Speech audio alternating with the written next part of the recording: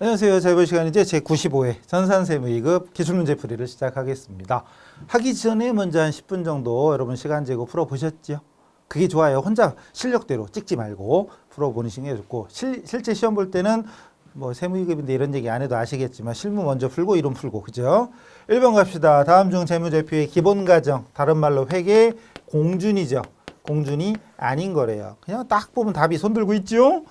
계속기업, 기업실체, 기간별 보고 발생주의는 뭐 말이 틀린 건 아니지만 요구한 회계 공준에 속하는 게 아니다 이거죠. 발생주의는 있어요. 회계학이 중요한 거죠. 다른 말로 비용일 때는 발생주의, 수익은 실현주의. 어이구 깜짝이야. 뭐 이렇게 많아. 2번 기말 재고자산을 확인하기 위해서 창고에 있는 재고자산 실사했더니 창고에 보관 중인 재고자산이 200이래요. 창고에 있는 것만 200. 그리고 이외에 재고자산 관련된 자료가 다음과 같다. 정확한 기말 재고를 구해라. 어따 참말로. 문제가 되게 크네. 어쨌든 재고자산은 우리 시험에 항상 1, 2번 중에 하나는 재고자산이 있습니다. 자, 먼저 미착상품.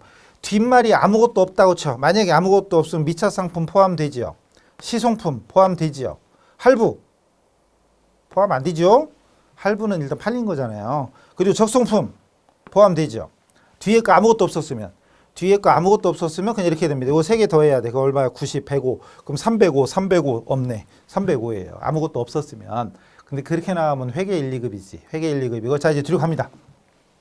선적지 인도 조건으로 매입해서 운송 중이래. 그럼 선적지에서 인도, 선적하는 순간 매입자한테 넘어가는 거. 근데 내가 매입했잖아. 그럼 내 거네. 그럼 재고자산에 포함되죠. 자, 200 있었죠? 200 있었고 이거 15만 원 포함됩니다. 두 번째. 시송품. 시송품이라는 건 시험 삼아 일단 보내주고 마음에 들면 돈 내세요 이거였잖아요. 뭔 소리지? 그런 분들은 저 회계 1급 갔다 오세요. 자, 시송품 그중에 40%는 소비자가 매입 의사 표시했다. 팔린 겁니다.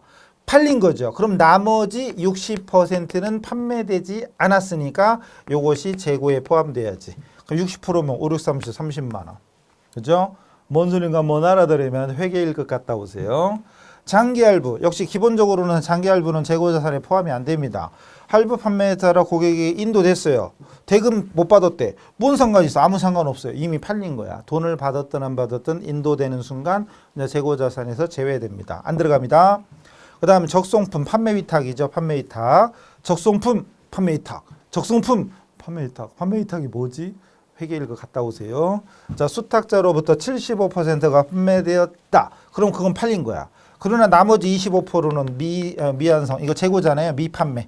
재고자산이 25%. 그럼 25%면 10만 원이네. 그래서 200에 이걸 55. 55죠. 55를 더하면 255. 255. 2번. 됐죠? 영어입니다. 그래서 그럼 갑자기 많아져가지고 그래서 재고자산에 대한 건 항상 나오는 거고 그리고 할부상품, 미착상품 그리고 적송품 이런 것들이 재고자산에 포함되는지 안 되는지 이런 것들 기본적으로 반드시 알아두셔야 됩니다. 3번 일반기업회계기준상 유가증권에 대한 설명 중 잘못된 것은 단기매매증권, 매도가는 증권 이거 특히 이 두 가지는 우리 시험에 계속 회계 1급이나 세무 2급이나 계속 나오죠. 계속 나오죠. 잘못된 거 1번 지분증권 주식이죠. 지분증권에 대한 현금 배당은 배당금 받을 권리와 금액이 확정될 때 배당금 수익, 영업의 수익, 배당금 수익으로 인식한다. 당연하지. 근데 물음표가 이렇게 생기면 곤란하죠. 네. 매도 가는 증권, 매도 가는 증권을 공정가치로 평가함으로 인해서 발생하는 평가 손실은 단기의 순이익에 영향을 미치지 않는다. 왜? 기타 포괄손익이니까 기포. 기타 포괄손익, 기포, 기타 포괄손익 두 개, 즉 자본이잖아요. 그러니까 단기 순이익에 영향을 안 미친다? 당연하지 나와야 되는데 여기에 물음표 3개 뜨고 이런 분들은 접어요. 기출문제 풀 때가 아니야. 덮고 빨리 기본 강의부터 제대로 소화하고 오셔야 돼요. 자격증 따는 것도 중요하지만 거기 뒷받침되는 실력이 없으면 오히려 없느니만 못합니다. 진짜로 실무에 나가면. 그럼 1, 2번 다 맞는 게요. 틀린 거 찾는 거잖아요. 자, 단기 매매 증권이 시장성을 상실하면 많이 왜 나와? 만기가 아니라 매도, 매도 가능 증권으로 분류해야 됩니다. 답이죠, 뭐. 그다음 매도 가능 증권은 보유 목적에 따라 유동자산으로 분류될 수 있지요. 우리 실기할 때 매도 가능 증권 찍으면 뭐 코드 번호 외울 필요는 없지만 123하고 178인가 이렇게 뜨잖아요. 매도. 그리고 만기 찍으면 만기 찍으면 124번하고 181번 이렇게 뜨잖아요. 코드를 외우라는 게 아니라 위에 있는 게 유동, 밑에 있는 게 비유동이죠. 그래서 매도하고 만기는 아무 말도 없으면 원래는 비유동 투자 자산입니다. 그러나 만약에 1년 이내에 만기가 도래하거나 처분될 것이 확실하다. 그럼 유동 자산, 위에 거 실기 입력할 때 역시 이게 뭔 얘기하는 게 모르는 분들은 얼른 좋은 말로 할 때 1급 회계 1급부터 갔다 오세요. 그리고 이론 강의 다 듣고 오세요. 기출문제 풀으면 안 됩니다. 그런 분들은 기출문제 풀어서 합격해도 문제야. 오히려 욕 더 먹어요. 진짜예요. 특히나 우리 회계직은 돈 만지는 여러분 회사에 돈을 만지는 사람들이기 때문에 직업이 그렇기 때문에 명확하게 제대로 알아야 됩니다. 4번 유형자산. 재고자산과 유형자산은 우리 문제의 단골 중에 단골입니다. 그래서 우리 세무이급이잖아요. 딱 그러면 1번이 먼저 여기서는 딴 거 나왔지만 1번 딱 보자마자 거의 대부분은 재고자산으로 시작합니다. 어쨌든 재고자산, 유형자산은 단골 중에 단골입니다. 유형자산 취득원가, 취득원가인데 틀린 걸 찾으래요. 틀린 설명.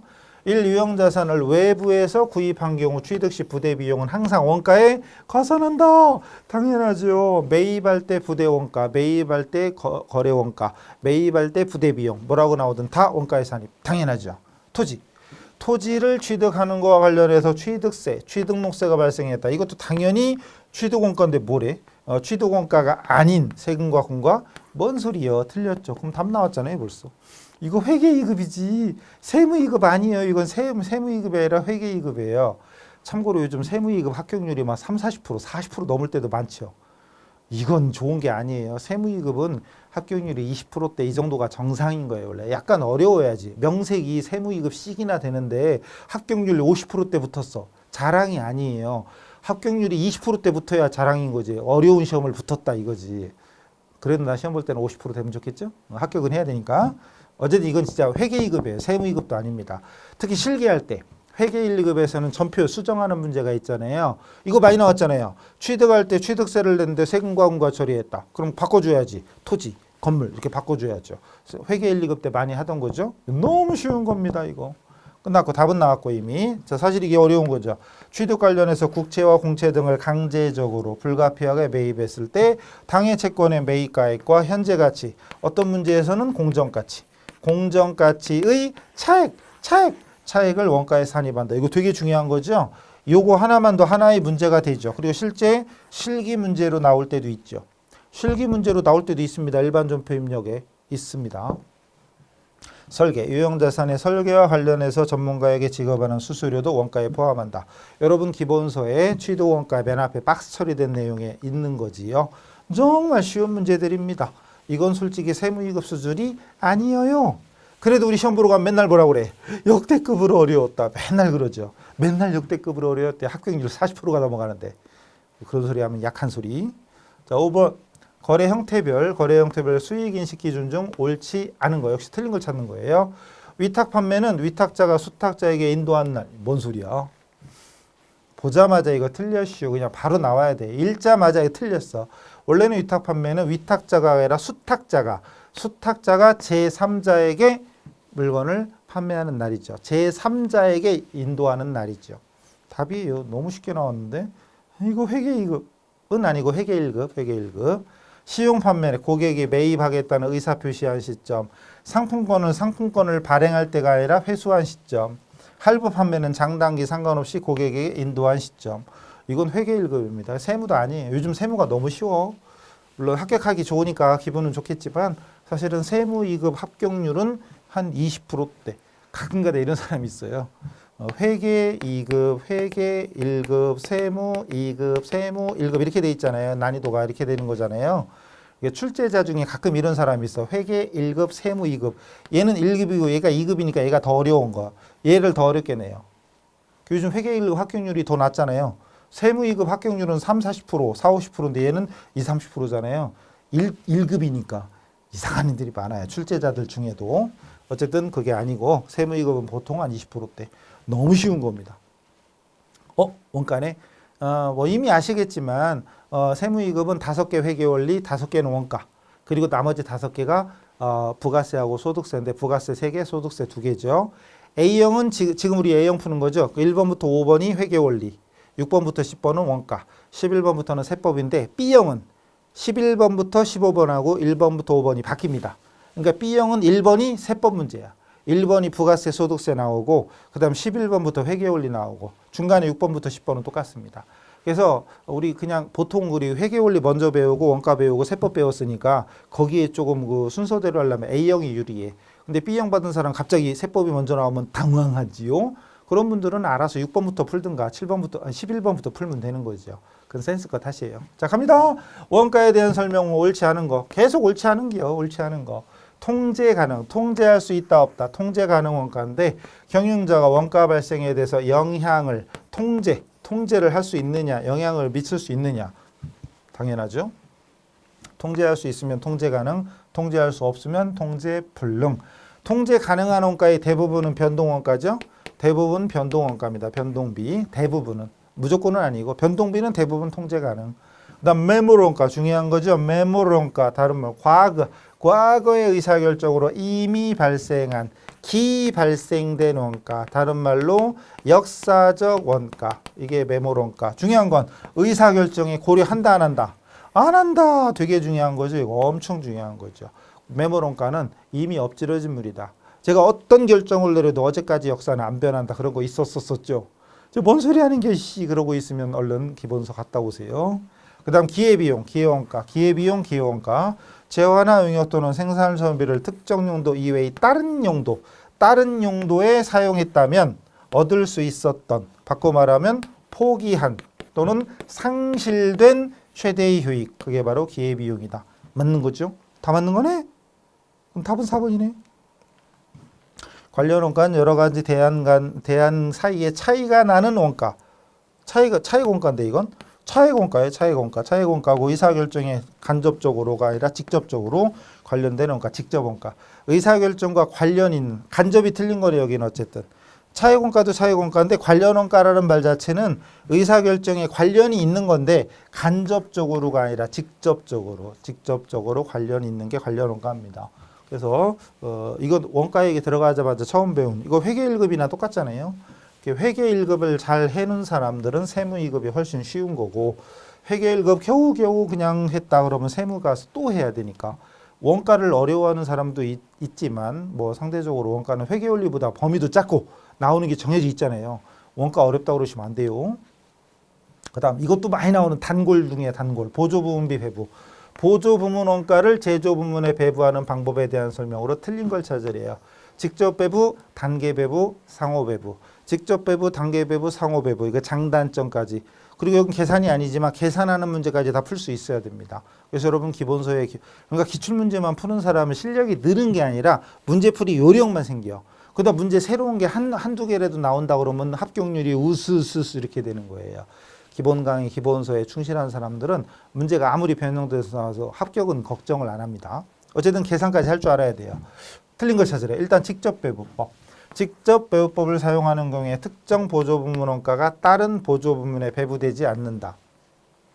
직접 배부법은 보조부문비를 제조부문에 직접 대체하고 끝이잖아요. 보조부끼리 주고받는 걸 고려하지 않죠. 맞는 거죠.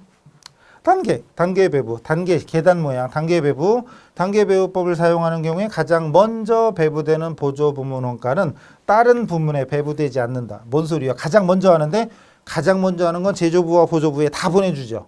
근데 두 번째 할 때는 이미 배부된 보조부문비는 배부하지 않습니다. 그러니까 가장 먼저 배부되는 건 제조부, 보조부로 다 가요. 이게 뭔 소린가는 기본서 예제 그리고 기본 강의 때 설명드렸죠. 이건 그냥 설명 필요 없이 혼자 할 수 있어야 돼요. 확실히. 그 다음 상호배부. 상호배부법은 배부 순서에 따라 특정 제조 부문에 대한 배부액이 달라지지 않는다. 배부 순서에 의미가 있는 건 무슨 법? 그건 단계 배부죠. 단계 배부는 순서를 뭐를 먼저 할 거냐에 따라 달라지지만 상호 배부는 그 순서하고 상관없죠. 달라지지 않습니다. 또 상호 배부는 보조 부문 상호 간의 용역 수수를 당연히 완전히 고려하는 방법. 직접 배부는 고려하지 않는 방법. 그죠? 자, 이거는 그냥 혼자 답을 몇 번이야 이거 찾는 게 중요한 게 아니라 내용까지도 정확히 숙지하고 있어야 됩니다. 무효. 자, 이것도 잘 나오죠. 회계 1급이나 세무 2급이나 거의 차이 없습니다. 일단 선입선출법이고 재료비의 완성품 환산 양을 계산하래. 그럼 완성품 환산량 나오자마자 머릿속에는 딱 떠올라야죠. 어떻게 해? 완성수량 플러스 기말 환산량. 여기서 끊으면 평균법. 여기서 끊으면 평균법. 근데 이 문제는 선입이랬잖아요. 그럼 마이너스 기초 환산량 이렇게 주는 거죠. 그죠? 그래서 선입선출법은 기초 환산량 이거 빼주는 거죠. 물론 이거 앞뒤로 이렇게 바뀌어도 상관없습니다. 보통은 이렇게 바뀌어서 나오잖아요. 뭐 그게 중요한 게 아니니까. 평균법이면 여기서 끝 이렇게 되는 거죠. 평균법이면. 자, 근데 물어본 게 재료비죠. 물어본 게 재료비네. 그럼 재료비랑 가공비. 물어본 건 재료비지만 가공비도 있다 해보지 뭐. 자, 종합원가 계산 시스템 도입 종합원가고요. 재료가 공정 초기에 투입됩니다. 재료가 공정 초기에 투입되면 100% 환산이죠. 100% 환산이니까 그냥 수량입니다. 가공비는 일거나 많아죠. 일거나 많합니다. 공정 진행에 따라. 이건 당연한 거야, 가공비는. 그리고 기초가 400개 40%, 단기 착수분. 웬 착수분? 기말. 완성 수량이 안 나오네? 그럼 잽싸게 기초하고 단기 착수는 차변이죠. 제공품 계정 그리면 차변이고 기말은 대변이니까 요거 두 개 더해서 요거 빼면 되는 거잖아요. 요거 두 개 더하고 요거 빼는 거예요. 그러면 차변이 5,400개고 대변이 2,000개니까 완성 수량은 3,400개야. 이것도 그냥 우습게 그냥 보자마자 그냥 구할 수 있을 정도가 돼야 되는데 뭔 소리 아닌겨 이런 분들은 갔다 오세요. 저기 좋은 말 나죠. 갔다 오세요. 아셨죠? 그래서 자 완성 수량 3,400개 플러스 기말 환산, 기말 2,000개. 근데 재료는 착수시니까요. 그냥 100% 환산입니다. 마이너스 기초, 마이너스 기초가 400개네. 400개. 물어본 게 재료비죠. 끝이네 그럼? 끝이네. 2,000 마이너스 400. 그럼 1,600 더하면 몇 개? 5,000개네? 5,000개네요. 5,000개면 답은 4번. 만약에 평균법이었으면 5,400개입니다. 평균법이었으면 5,400개입니다. 너무 쉬운 거지. 평균법이었으면 5,400, 선의선출법이면 5,000. 기초만 빼주면 됩니다. 너무 쉬운겨 이거. 만약에 가공비다. 그럼 3,400개 플러스 기말 환산. 가공비는 무조건 환산이니까 2,000개에다가 완성도 50%. 완성도 50% 더한 다음에 마이너스 기초 400개의 완성도 40% 이렇게 되는 거죠. 그럼 이거는 1,000개고 얘는 4, 46, 160이니까 플러스 1,000 마이너스 160이죠. 그럼 몇 개요? 4, 4에서 빼면 4, 2, 40인가? 4,240은 없죠 여기? 없네. 가공비 물어봤으면 4, 2, 40, 4,240개. 맞나? 원래 어떻게 구하는 거예요? 그래서 평균법과 선의선출법 자유자재로 구할 수 있어야 됩니다. 그래서 이거는 회계 1급만 제대로 했어도 이 정도 문제는 그냥 간단하게 완성품 환산량을 만약에 그냥 딱 문제 보자마자 안 떠오른다. 그러면 기출문제 아직 풀지 마세요. 이론 더 하고 오세요. 최소한 3회 독입니다. 그게 기본 문제에 대한 시험에 대한 예의예요. 세무이급 수준 되는데 이 완성품 환산량을 헤매고 있다. 귀밑머리 3개씩 뽑을 쳐 그럼. 자, 중요한 겁니다. 연산품. 여러분 기본서 맨 뒤에 결합원가 계산 있잖아요. 결합원가. 연산품에 대한 설명 중 틀린 걸 찾으래요. 결합원가 배부 방법에 상대적 판매가치법, 순실현가치법, 물량기준법이 있다. 들어봤죠? 결합원가 배부는 원가의 통제, 관리나 통제의 목적이나 투자, 의사결정에 영향을 미친다. 근데 결합원가는 이미 발생한 기발생 원가입니다. 기발생된 원가이기 때문에 의사결정하고 상관이 없어요. 그럼 답은 2번이에요. 틀린 거잖아요. 2번이 답이에요. 그 다음 결합제품 중에서 상대적으로 판매가치가 큰 제품을 주산물, 주된 생산물, 주산물이라고 하고 판매가치가 작은 제품을 부수적인 부산물, 두부공장의 비지. 언급했죠. 또 상대적 판매가치법은 분리점에서의 판매가치가 없는 결합제품이 있으면 적용할 수 없다. 상대적 판매가치가 있어야 되니까 맞는 거지. 그럼 답은 2번인데.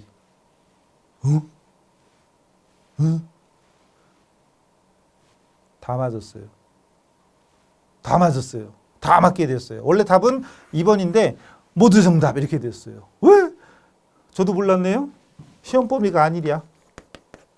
세무이급 시험 범위가 아니래요. 저 처음 들었어요. 참네. 이런 게 어디 있어 이런 게. 예전에 시험에 결합원가 다 시험에 나왔는데 근데 우리 전산세물 이런 게 있어요. 원래 저분 제 교재에 보면 결합원가 계산이라고 돼 있고 여기에 등급별하고 연산품이 있잖아요. 등급별하고 연산품이 이렇게 있는데 아니 결합원가 딱 하면 이거 두 개 당연한 거예요. 이거 너무나 당연한 거. 심지어 회계 1급에서도 했잖아요. 그죠? 그리고 세무 2급에서도 등급별 나온 적이 있어요. 근데 언제부터 연산품이 범위가 아니래? 모두 정답했어요.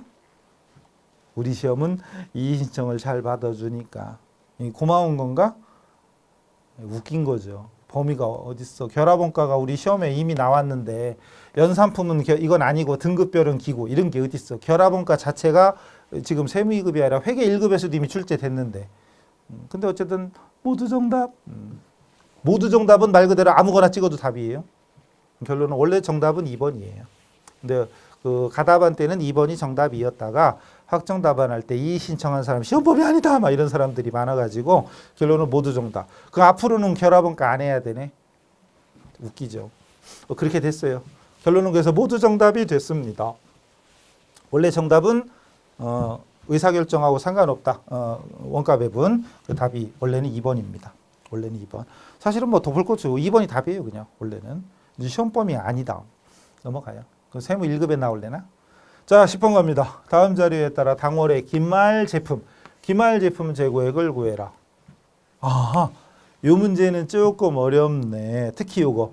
다른 건 그런데 특히 기초 대비 기말 제공품의 감소액 요런 표현. 별것도 아니지만 요런 표현 때문에 좀 어려워하는 분들이 있습니다. 그 중에 지금 나왔던 요 지금까지 문제들 중에 난이도로 따지면 얘가 제일 짱이네, 얘가. 예. 어쨌든 물어본 건 기말 제품이에요. 근데 제공품 어쩌고 나오고, 기말 제품, 당월 발생한 총 제조원가, 제품 매출원가, 올라리? 매출원가라고라?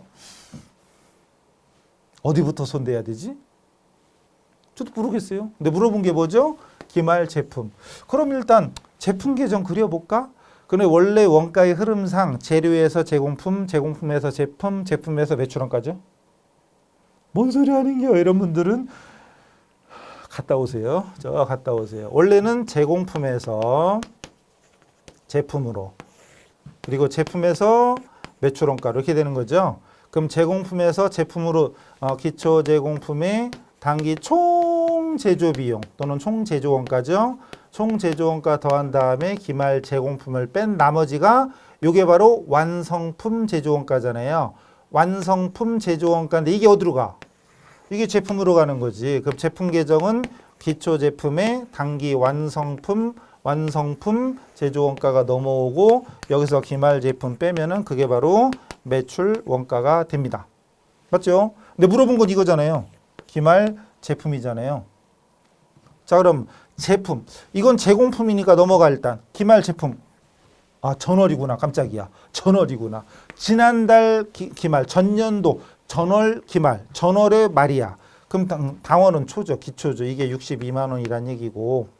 그리고 당월 매출원가는 숫자가 왜 이래? 1,000원 단위까지 있어? 그럼 저 만 단위로 할랬더니 안 되겠다. 공세개만 띄고 합시다. 그럼 620이고 여기 또 뭐요? 제품 매출원가 3, 6, 2, 4. 완성품이 안 나왔네. 그죠? 이것만 있으면 이게 바로 나오죠. 그죠? 물어본 게 이건데, 물어본 게 기말 제품인데 얘만 나와 있으면 바로 답이 나오죠.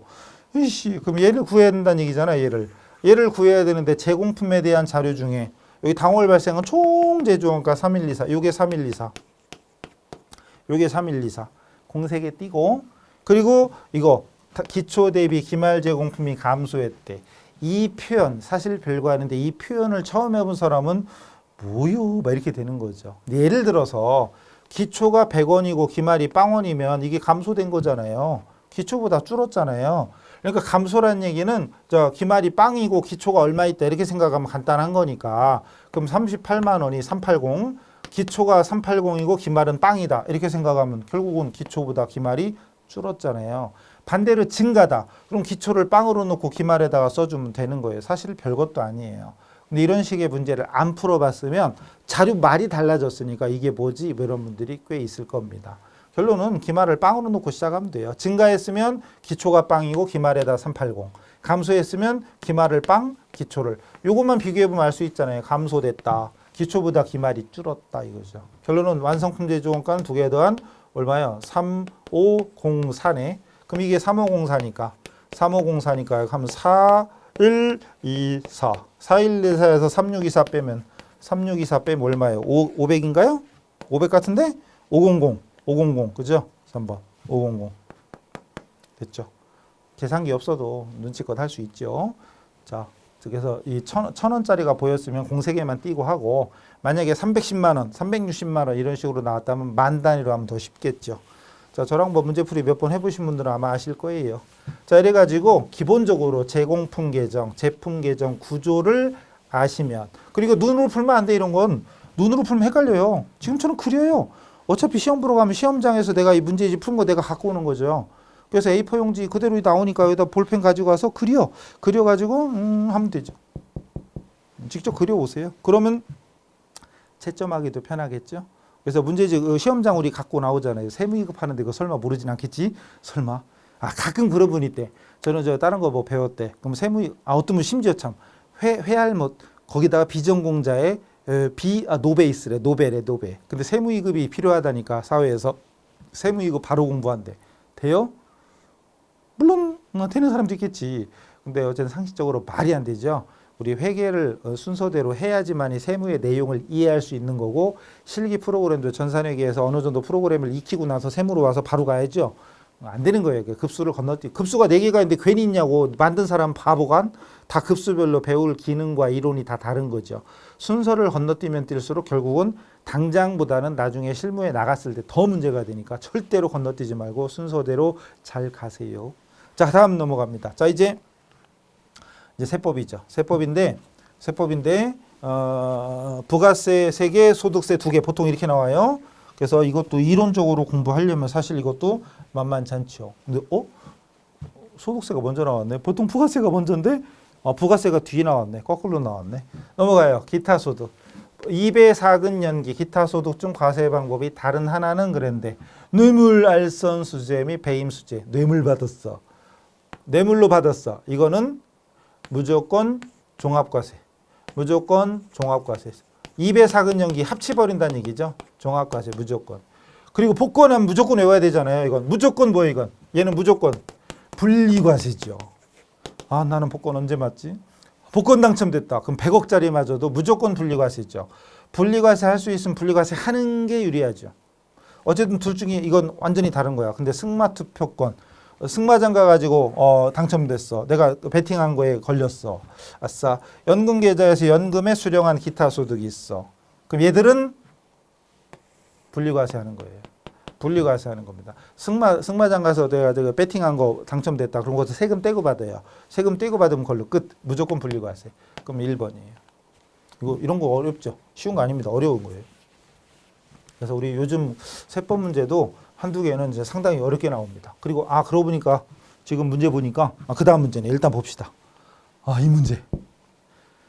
이런 건 틀려라 안 되는 거죠. 사실은 틀려라. 사실 우리가 전산세무회계니까 실기시험 점수도 100점 중에 실점이 실기잖아요.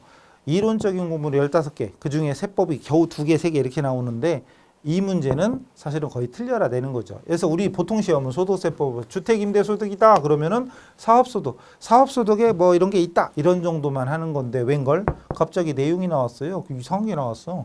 옳지 않은 걸 찾으래요. 사실 이 문제는 세법을 조금 심도 있게 공부를 해야만 알 수 있는 건데 틀리라고 된 거예요. 사실은. 어쨌든 그렇다고 지금 우리가 세법 공부를 더 열심히 하면 물론 더 좋죠. 그래서 원래는 전산세무 말고 우리 카페 같은 경우는 재경관리사가 있잖아요. 재경관리사의 세무회계 있죠. 세무회계 이런 강의는 꼭 들어볼 필요가 있어요. 그리고 세무회계 자격증에 상급하고 2급하고 1급 있는 거 아시죠? 세무회계 상급 이런 거를 기본적으로 공부해 두시면 좋아요. 물론 이거 하기 전에 기업회계 일단 회계가 베이스가 돼야 돼요. 우리 재무회계, 기업회계, 회계원리가 안 돼 있으면 세법 어렵습니다. 그래서 세무회계 상급 정도 하시면 이제 이런 내용이 좀 더 수월해지는데 우리 전산세무는 실기형 시험이다 보니까 이게 구체적으로 내용은 거의 안 하죠. 이런 게 나왔어요. 이런 건 뭐 어쩔 수 없죠. 그냥 적당히 센스껏. 일단 보시죠. 돌치하는 거 1. 2개의 주택. 우리가 1가구 2주택 이런 거 우리가 하냐고. 양도소득세 할 때 1가구 2주택 요건. 사실 전산세무 이런 건 안 한단 말이에요. 이런 게 나왔어. 어쨌든 이 2개의 주택을 소유한 자가 주택을 전세로만 임대하고 받은 임대보증금의 전세보증금에 대해서는 소득세가 과세되지 않는다. 이건 임대소득에 나와 있는 세법 규정들을 봐야 되는데 우리 전산세무체계는 그런 건 없어요. 어쨌든 만나서는 확실히 모르죠. 근데 이거 맞아요. 전세로만 임대한 거니까 일단은 과세되지 않는 게 맞긴 맞아요. 맞긴 맞아요. 그 다음 주택 임대 수입이 2천만 원 이하일 때는 분리과세를 원래는 선택이에요. 분리과세를 선택 적용할 수 있습니다. 기본소에 요건 있는 것 같죠 아마? 그죠? 맞는 거예요. 그 다음 본인과 배우자가 세대를 달리하여 본인과 배우자 이혼하지 않았어요. 본인 배우자니까 이혼한 게 아니라 부부야. 그러면 주택을 각각 소유하고 있되 합산하지 않는다.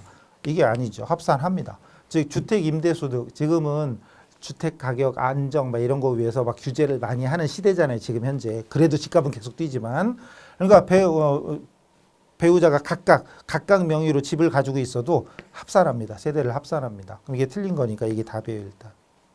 이 임대소득 요즘 취지가 과세를 해서 집값을 안정시킨 이런 건데 영향은 반대로 가죠. 그 세금을 자기들이 부담하나 세입자한테 부담시키고만. 어쨌든 결론은 이게 틀린 거예요. 그 다음 1주택자. 원래는 1주택자, 주택이 하나면 임대소득 따로 과세 안 하는데 여기는 9억 초과래. 9억 원이 넘는 초과하는 건 고급주택이에요. 고가주택. 이럴 경우에는 주택이 월세 임대소득도 과세합니다. 만약에 1주택자면은 과세 안 하거든요. 근데 9억 원이 안 되면 2억 원짜리다 뭐 이런 건 안 합니다. 근데 이제 9억이면 하죠. 이건 세무회계를 배워야 제대로 할 수 있는 거지. 솔직히 전산세무에서는 이런 거는 거의 모르죠. 강의 안 했죠. 다른 건 아니죠. 요런 정도는 했죠. 그죠? 근데 전산세무체계는 없어요. 원래는. 없어요. 근데 또 써야 되나 봐. 또 내용도 추가시켜야 되나? 책이 더 두꺼워져야 되나? 참 끝도 없어요. 그러면. 어쨌든 이런 문제가 시험장에서는 황당하죠. 그래서 평상시 이런 공부를 많이 하라는 이유가 예를 들어서 이거는 솔직히 이거까지 하려면 더 많이 깊게 해야 되는데 만약에 이거를 잘 몰랐다 그럼 적당히 찍더라도 나머지 문제 충분히 맞출 수 있잖아요. 그래야지 이거 말고도 겨우 69점, 68점 막 이러면 안 된다는 얘기죠. 이 문제가 좀 어려워. 최근에 나왔던 세무이급 중에 어려웠던 문제. 그리고 앞에 조금 아까 했던 거 어떤 거였죠? 맞아. 모두 정답했던 거 이런 거. 예를 들어서 저랑 수업한 사람은 연산품도 당연히 풀었겠지만 어디서는 이건 시험에 안 나와요. 그리고 안 했던 그런 사람이 더 고맙겠네. 그럼 어쨌든 근데 이건 회계 1급에도 결합원가로 나왔던 거니까 저는 할 말이 없고 어쨌든 완성품 좀 아까 10번 문제 같은 거 이런 문제는 약간 난이도 있는 의외로 자료 증가, 제공품 증가, 제공품 감소 이렇게 나오는 게 의외로 약간 어려우니까 그런 문제하고 10번하고 지금 12번 이 문제가 약간 어려웠었고 자 13번 이제 부가세네요. 부가세법에 따른 공통매입세액의 안분계산의 배제 사유에 해당되지 않는 거. 자 이건 우리 세무이급이잖아요. 여러분 공통매입세액의 안분, 정산, 재계산 배웠잖아요. 그중에 안분, 계산의 배제 이럴 때는 안분 안 한다에 해당되지 않는 거래. 아따 참말로. 해당 과세기 간의 공통매입세액이 500만 원이면서 면세공급가액, 면세 비율이 3%인 경우 안분해야 안 해요? 해야 돼 안 해야 돼? 그리고 눈치가 좀 시야가 넓은 사람 가만히 있어봐. 거의 비슷한 문장이 여기 또 있어. 해당 과세기간의 공통매입 세액이 500만 원 미만이면서 면세 비율이 5% 미만. 어쨌든 얘하고 비슷한데 그럼 눈치껏. 둘 중에 하나는 틀린 거야. 그죠? 답은 얘죠. 얘가 틀린 거죠. 배제 사유. 이게 맞는 거잖아요. 500만 원. 그래서 세액이 500이니까 공급가액이 5천이죠. 5천. 세액은 500. 500만 원 미만이어야 되는데 500만 원이잖아요. 500만 원이면 안분해야 돼요. 500만 원이면 안분해야 되고 그리고 면세비율이 5% 미만이죠. 그죠? 자, 그래서 이게 틀린 거 답은 나왔고 또 해당 기간 중 공통매입세액이 5만 원 미만일 때는 안분 계산 안 해도 된다 이거죠. 5만 원 미만일 때. 단 500만 원이면 이거 안 되는 500만 원이면 해야 돼요. 안분을. 또 신규로 사업을 개시했다. 이런 경우에 공급가액이 없다. 이럴 때는 뭐 배제할 수 있다. 안 해도 된다 이거죠. 여러분 기본소 이거 있잖아요. 안분 계산의 배제. 그래가지고 이것도 좀 어려운 거지. 왜냐면 우리 실기였다면 실기에서는 보통 이거 몰라도 주어진 자료 갖다 때려 넣으면 되잖아요. 안분 자료에다 때려 넣으면 되는데 내용까지 나오면 좀 어려운 거죠. 그래서 이론을 계속 하라는 거예요. 자, 어쨌든 얘하고 얘 눈치껏 문장이 거의 비슷해. 그럼 어쨌든 둘 중에 한 놈은 틀렸다는 얘기지. 그래서 요거는 이론 공부 조금만 신경 썼으면 어렵지 않게 맞출 수 있는. 그래서 최근에 나왔던 그 세무이급 문제가 보통은 많이 쉬웠는데 요 회차 문제 같은 경우는 약간 회계 쪽에는 별거 없었죠. 회계 쪽에는 재고자산 좀 어려웠나? 어쨌든 회계 중에 별거 없던 것 같고 원가하고 세법에서 평상시보다는 약간 어렵게 조금 어렵게 합격률을 모르겠어. 합격률을 발표를 늦게 하니까 잘 모르겠어요. 어쨌든 조금 어려웠던 문제였습니다. 14번 영세율. 이건 뭐 회계 1급 때부터 많이 하던 거니까 영세율 거래가 아닌 거. 그럼 영세율 그럼 일단 머릿속에서 수출, 외화 획득 이런 게 떠올라야 되겠죠? 수출 나왔잖아요. 국내 사업자의 용역의 국외 공급. 외화 획득 관련 있죠? 내국 신용장, 로컬 LC 이게 영세율이잖아요, 우리가. 이 영세율이잖아요. 수출, 영세율, 외화 획득 다 영세율 관계 있겠네. 답은 이거겠지? 국가나 지자체 또는 지방자치단체 조합이 공급하는 재화나 용역. 이거 어디서 나오는 거지? 일단 답은 이죠? 일단 답은 이야. 이게 어디서 나오는 거죠? 그렇죠. 이건 면세에 나오는 거예요. 면세. 여러분 면세. 국가나 지자체 등이 공급하는 거. 이런 것은 일단 면세다. 단 국가나 지자체 등이 공급하더라도 과세 대상 재화나 용역 또는 임대 사업 또는 음수업, 음식 숙박업 이런 경우에는 과세하죠. 제가 뭔 소리 하는 게 이런 분들은 기본서 찾아보셔야 되고요. 자, 마지막. 부가세법에 따른 세금 계산서 발급 의무의 면제에 해당되지 않는 것은 세금 계산서 발급하지 않아도 되는 경우인데 이거 시험에 잘 나오죠. 그리고 답은 항상 정해져 있어요. 이런 문제 나오면 항상 답이 정해져 있어요. 구매 확인서 또는 다른 말로 내국 신용장. 우리가 하는 영세율 12번이잖아요. 영세율 12번 영세율 매입 매출 전표 할 때 세금 계산서 발급 의무 면제가 아닌 거 그럼 답은 항상 이거야. 신기하게도. AT 시험 볼 때도 그렇고 여기서도 그렇고. 자, 어쨌든 답은 나왔어요. 자, 직수출. 외국에다 직접 수출할 때 16번 매입 매출 전표 할 때 이건 세금 계산서 발급 의무 없잖아요. 국내 내국 거래, 구매 항에서 또는 내국 신용자 로컬 LC 있잖아요. 로컬 LC 이렇게 어쨌든 내국 신용자 영세율 이건 세금 계산서 발급합니다. 또 미용업을 경영하는 자가 공급하는 재화나 용역, 목욕 이발 미용업 이런 경우에 대부분 소비자를 대상으로 하는 거 발급 의무 면제. 공급 의제에 해당되는 사업상층이요. 공급 의제 다른 말로 간주 공급하면서 세금 계산서 발급한다. 그것도 이상하잖아요.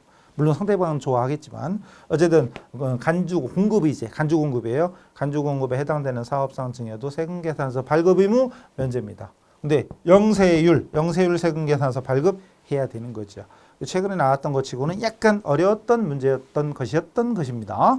그러나 이 정도는 한두 개 정도 진짜 깊이가 있거나 평상시 전혀 안 나오던 이런 게 나왔다 하더라도 요런 한두 개 정도는 빼고도 여유 있게 합격할 정도 실력을 만들어 놔야 되는 거지요.